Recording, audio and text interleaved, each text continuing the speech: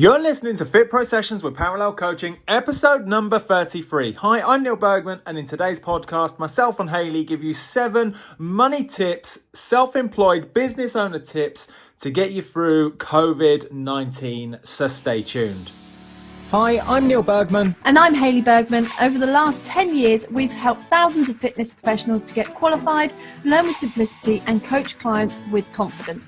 We're the first to say that learning and being a FitPro doesn't have to be hard work, and that with the right structure, support and resources, you can become a confident and knowledgeable fitness professional that is dedicated to more. So how do you learn, qualify and kickstart as a FitPro? This is the FitPro Sessions Podcast with Parallel Coaching. 7 money tips for self-employed FitPros during COVID-19. Hi, I'm Hayley. This is Neale. Good morning. How are we doing? From Parallel Coaching. Parallel Coaching. So the last 48 hours, we've been inundated in our Facebook Inner Circle, on our blog, on our YouTube, Instagram, Facebook page, email. It's been ridiculous, the amount of fitness professionals that have reached out, from personal trainers, gym instructors, studio classes, Pilates, yoga, asking the same question, very similar questions. I'm self-employed, I run my own business. What the hell do I do now? What am I entitled to? How do I operate? And so we've got 7 tips for you to kind of cut the overwhelm, ditch the anxiety, because it is a very tense time, for you to move forwards. And give you some really good clarity as well. Clarity. So what we find is that you'll find that the advice from the government will be quite generalised and therefore quite vague in its appearance. And that's because everybody as a FitPro, self-employed, will have really different situation with money, with income, with employment status, with business status. So we're going to cut through as much of that as we can to give you 7 solid tips. And just before we recorded this, Hayley jumped on the phone with our accountant just to double check a couple of things to make sure we're bringing you the kind of the most up-to-date, pierce through all of the garbage online, so it's relevant for you as a fitness professional. So, yes. Tip number 1, over to Hayley. Me? I'm gonna. Well, hold on. Hayley's is very formal. Mine's very formal, but I've got a couple to start with that are less. And mine's more, looking at my notes, got my notes here. Mine's more relaxed, I think. What do you want to start? Let's go for it. And then once they're warmed up, they can have the official stuff. Completely. So, well, it's all official. No, tip number 1 then. Tip number 1 for me. I sat down. I thought, what would be the number 1 tip that I would want to hear around money, around being self-employed? How do I move forwards? And the moment I started to think about that, I started to get quite tense. I got quite, for a better word, quite frustrated with myself, and started to think about all of the issues that we might face personally and inside Parallel. And it made me think that as I sat there, I got quite wound up. I started to go around Google and find all the different possibilities. And I felt so tense, and I thought, what would be the number 1 tip that I would want to do is, first off, get up, get moving, because motion, as in walking, creates emotion. It keeps the blood flowing, which means I'm gonna be less tense. Yeah. Which means I can tackle this conversation around money 10 times better. Yeah, much easier. So the first tip is, don't sit there in front of your laptop and kind of go on this Alice in Wonderland Google fest, jump down the rabbit hole and figure out what's going to happen, all the worst case scenarios. Get up, get moving, get walking. And with that, take your loved ones, take your husband, take your wife, your partner, the other person in your household, or people that are going to be impacted around this, around money with you, and be really open, be really honest, be really truthful, because the moment you start talking about money with a loved one, that creates an awful lot of tension as well, which can lead to arguments, that can lead to frustrations, that can lead to just not being open and honest. Stress, yeah. Unnecessary stress. So the first tip, get up, get walking, and be honest with the people that matter. Nice. And talk through those money things. Talk about where the facts are right now. Completely. And where are the facts right now, which I think is another point, another tip, which we'll come on to. Did I jump ahead? You did jump ahead. So, are we going to stay with tip number 2 for me? Yeah, you do all yours and then I'll do mine. I reckon you should jump to one of yours. Okay, There we alright. go. Tip number 2. Tip number 2. Honestly, this is planned. Is that if you check when all your bills are going out, this will really help you with your money management. So think about when all your bills are going out. So this is part of that fact finding, really. Go and find out, when are all the bills going out? When do you usually get paid? Is that money still coming in? When does your partner usually get paid? Is that money still coming in? Just so you know the landscape of what the next month, 2 months, 3 months might look like, and you're not just guessing or going off emotion. And that leads really nicely from tip number 1 is being honest with the facts. What money's coming in? What money do we have? Those are the facts, because you're left with very clear guidance and evidence of what you can or cannot do. Yeah. As opposed to ignoring it, head in the sand. And getting worried. And now you're left with fantasy. So you can either have fantasy or facts. Woo. And okay, so I know which one I'd rather be with. So tip number 2 is... know when all your monies are going out and in, so that you can look at the landscape factually. Completely. Yes, completely. Tip number 3. Tip number 3, which one will I go for? Initially, I thought we were just going to go through all 7. We've kind of changed the way. We feel like we're putting each other on the spot now. Yeah. Pick the next one. Pick the next one. So your last tip was know the facts of when money's coming in and money's coming out. So I'm going to expand on that and go write a debt list. Ooh. Okay, so as a self-employed fitness professional, you might have debts within your company. As a self-employed, those debts could be studio hire space. Hopefully the gym have waived those at the moment anyway. But you might have operating costs around your mobile phone, your internet, car, travel, insurances, music licenses. There might be lots of things for inside your self-employed business and FitPro business. How many times can I just say business? That there's a debt list, and then you've got your personal debt list as well. Things like your rent, your mortgage, your council tax, various bills, food, travel. It's knowing what is in that debt list and prioritising them. Yeah, and I find the easiest way to do that is to look back on your previous statements and just kind of go, oh, what did I spend on? What's the average that I kind of spend out on? Oh, I forgot about that expense. I'll put that one down as well. Completely. And with that, jump onto your online banking and figure out, what are my direct debits going out? What subscriptions am I paying for? So we did this earlier. We've got things like Netflix, Spotify, Scribed. The gym. And thinking, are they necessary right now? Netflix probably is. Certainly we need that one. If you're in isolation. But could just consider the subscriptions you've got in your debt list and think, do I need to be paying them right now? Can I do without them? And they might only be a few £, but if you're in a position where you've got no income coming in, that few £, suddenly becomes very, very... what's the word I'm looking for? Critical. Crucial. Yeah. So once you've got your debt list... you know the exact money's going in and out, which is Hayley's tip number 2 as well. You now know what goes out, exactly what goes out.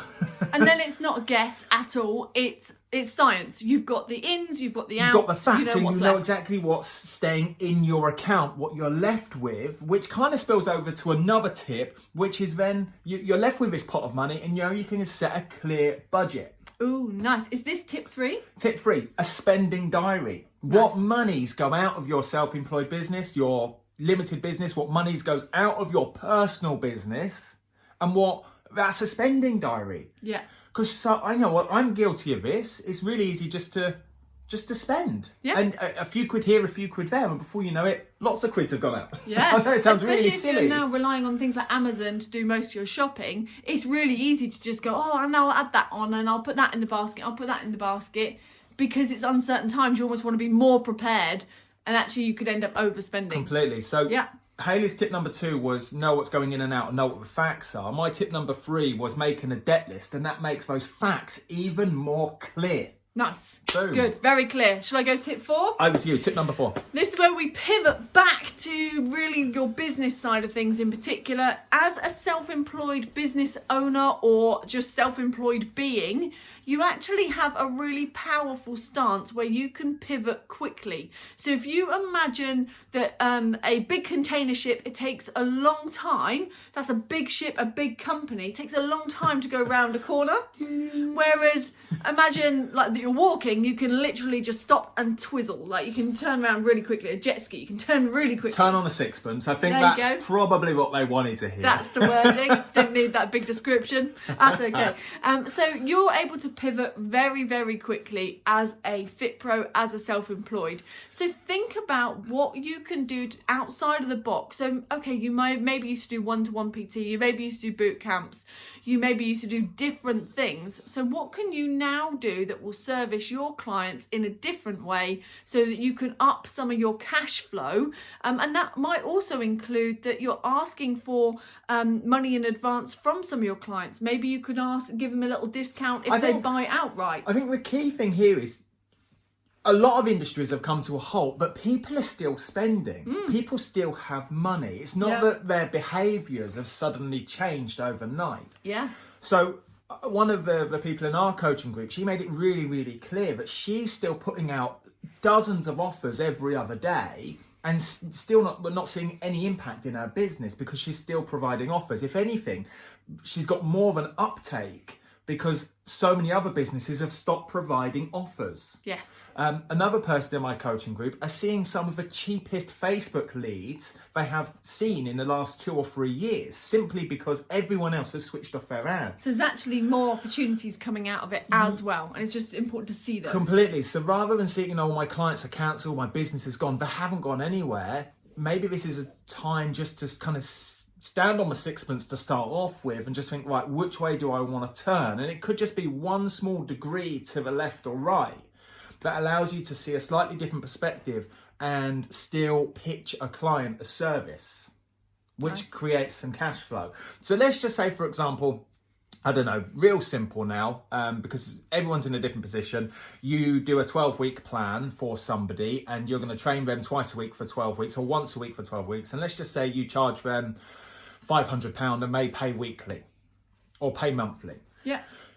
Why don't you offer that out at 350 quid? Pay up front as an option. It's a really good way for your cash flow, for you to go, actually, that's a nice idea. So you're going to reduce your prices, but there's no option to pay monthly or weekly. It's just one lump sum. And some people will be in a place where they can do it and they'll see the value of that. And you're knowing your list, your email list, your Facebook groups, your current clients, who you can go back to and upsell and pitch this to. Yeah, nice. Okay, Good. so you know who's already primed, ready for that. So tip number 4 was about pivoting. Pivoting. What's tip number 5? I'm going to pass it over to you. Well, tip number 5. This is my... Okay, so I'm going to go tip number 5 then, and I'm going to wrap a couple up in here as well. Review your budgeting, your spending diary every other day. Yeah, nice. Okay, just come back to real basics. And I think you're probably hopefully you're kind of nodding at this thinking, I've already thought of that, or that's something I already do, and that's great. But you'll be amazed the amount of people that I coach and have coached that just have no grips of their budget whatsoever. And returning back to your budget bi-weekly, at least once a week, just to know, right, what is coming in, what did go out. Could I put all of my direct debits on the 15th of every month? And I know exactly on the 16th what I'm left with, and now I know I'm going to check. And over the next 4 to 6 to 8 weeks, I don't know how long this kind of COVID-19 lockdown thing is going to last, or the impact, or if it's going to get any worse on a lockdown, but you've got to be really strict on your monies. Yeah. On your monies. And we've said that a few times, but what you measure, you can manage and you can monitor. Just like a fitness pro yourself with a client, the first couple of sessions, you do your body MOT, you find out their weight, their hip, waist circumference, for more, how far they can run in 12 minutes, the Cooper run test, whatever. The more you measure, the more you manage, the more you can monitor. So if you measure from the outset, where am I right now? Put these are my ins and outs, these are my debts, this is my debt list, this is my spending diary, this is my weekly checks. I'm being really honest with my partner, my husband, my wife, my kids, etc. Boom. Do you want to do number 6? I think that was number 6. That was number 5. That was number 5. Okay, so I got 6 and 7. You got 6 and 7, my friend. Okay, well, I can make these. I'm out of here. See you later. I'm joking. So number 6 is about being prepared. There are lots of changes that are happening, and they're very fluid, especially in terms of government allowances and government help that's going out there. It's changing every single day. Can I just jump in really quickly? Yeah. About I've seen so many people in various Facebook groups kind of saying that the government haven't supported us here, or they're not doing enough of this, or they're clear enough here. And I kind of just wanted to take a step back, and whilst I agree with a lot of these comments, I also disagree. Like the government, as an individual, they must have so much shit to deal with right now. And I get it, on an individual level, we feel a level of tension and anxiety and resentment, but at the same point, we're not the only ones in this ordeal. So I just wanted to kind of put a bit of perspective on that. That's good. Yeah, I like that.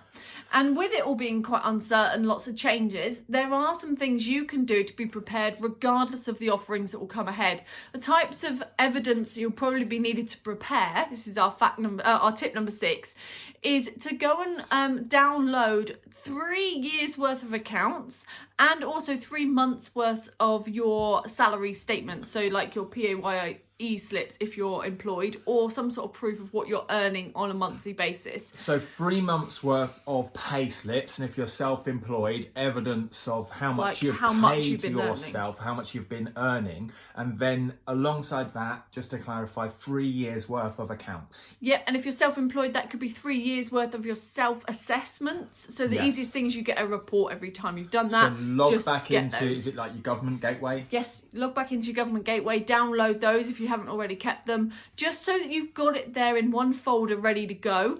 And then if you're applying for any loans down the line or anything like that, they're the things they're probably going to ask for. Completely. So it's best to have all the documents ready to go, then go and have to, I don't know where you would go. I think you've got these details of where you would go. This is next. Where would you go?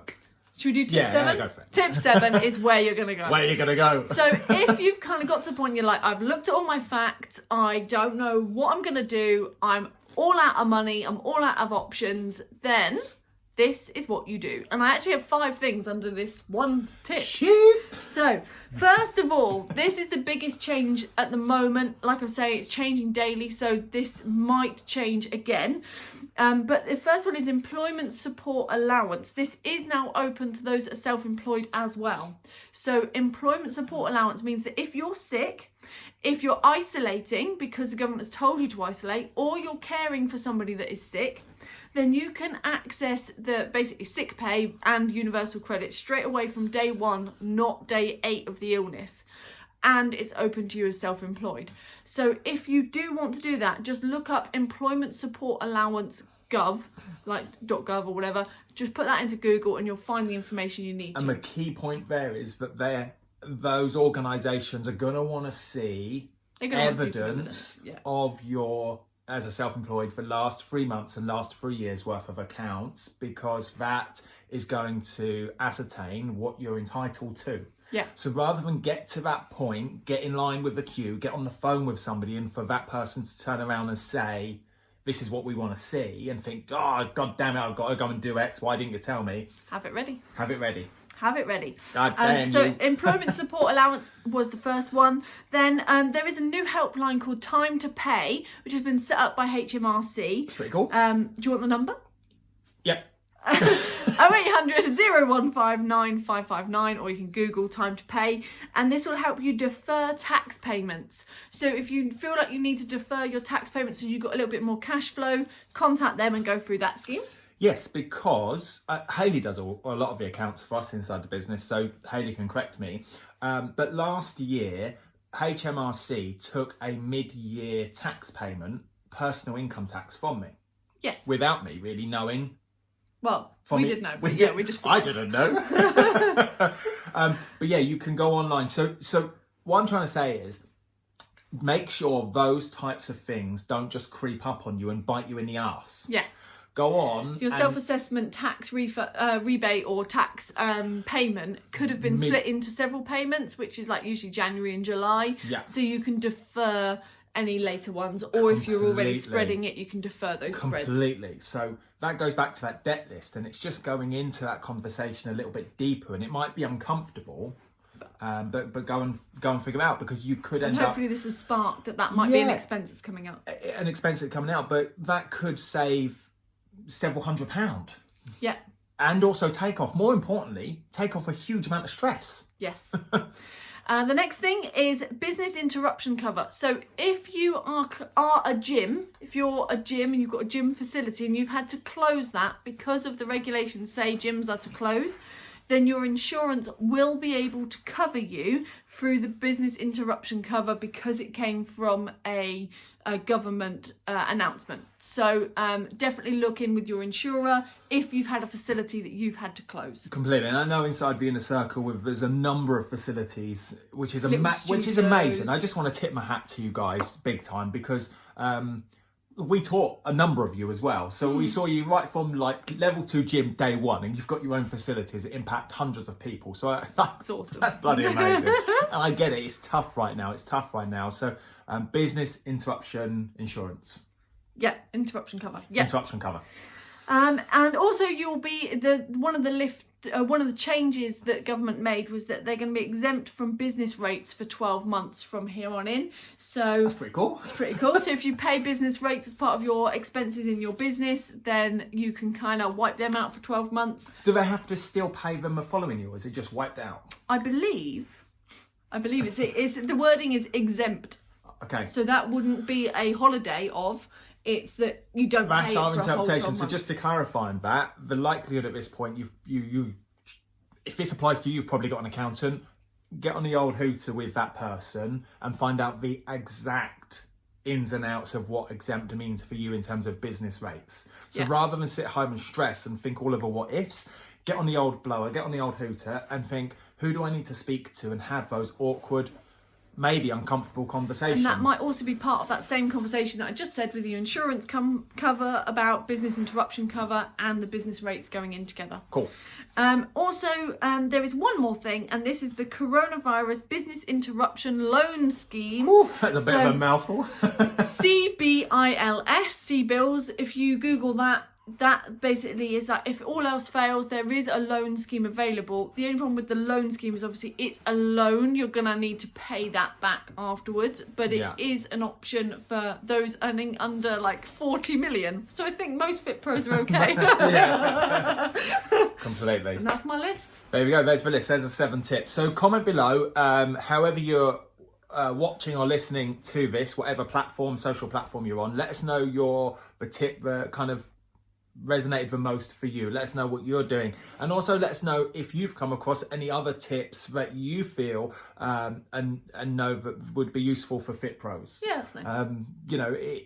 It was only Friday just gone, so we're recording this Monday. I don't even know what the date is today. It is the 23rd. The 23rd. So it's only kind of 72 hours just after the government, Boris Johnson, announced that gyms were closed. Okay, which has a massive impact on not just gyms, but private studios, Pilates studios, yoga studios, freelance PTs that work in those gyms. Freelance PTs that work in those gyms, boot camps inside, boot camps outside. It's anyone that's got social mixing under the heading of really exercise in the grand scheme of things. Yeah.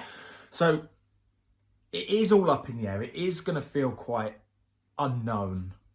But, final point is how you deal with this unknown. It's going to help define who you become as a business owner, a self-employed business owner, over the coming weeks, months, years ahead. Yeah. There we go. Exactly. Anything you want to add? No, I was just going to say that actually all is not lost. Like, although it seems scary, seems a little bit like, oh my God, everything's changed. Yeah. There is a lot of help available and a lot of chances for you to be on top of it. And I just want to reiterate as well, your clients haven't gone anywhere. They're in just as much unknown as you, depending on what industry they're in. Schools are off officially. This is the first day of no school. Mums and dads are in kind of like, what do I do? So they're in just as much kind of panic as you are. So they haven't gone anywhere. They are going to come back. So kind of my final 2 points that I want to add is just because they feel, or you feel like your clients are ghosting you and have cancelled, providing you keep adding value, whether that be on a social media platform or just sending them a nice text every other day and just going thinking of you, once this does all clear up, which it will, they're going to come back to you. Final point, if you are stressed, if you are anxious and you don't feel like you've got anyone to kind of like vent to, pick up the phone to us. We're not necessarily connected to you. We don't know the ins and outs of your finances. I don't want to really know the ins and outs, but we're not connected to your family. We're not connected to your loved ones, your friends, or the people that you feel you want to kind of rant and rave about. Yeah. So actually just having somebody non-biased, I think that's what I'm trying to say, I think can really help. Yeah. There we go. Pick up the phone, student support. There we go. 7 money tips to help you as a self-employed fit pro during COVID-19. And we'll see you on the next one. See you later. Bye. Bye-bye. Hi, I'm Neil Bergman. And I'm Hayley Bergman. Over the last 10 years, we've helped thousands of fitness professionals to get qualified, learn with simplicity, and coach clients with confidence. We're the first to say that learning and being a fit pro doesn't have to be hard work, and that with the right structure, support and resources, you can become a confident and knowledgeable fitness professional that is dedicated to more. So how do you learn, qualify and kickstart as a fit pro? This is the FitPro Sessions Podcast with Parallel Coaching.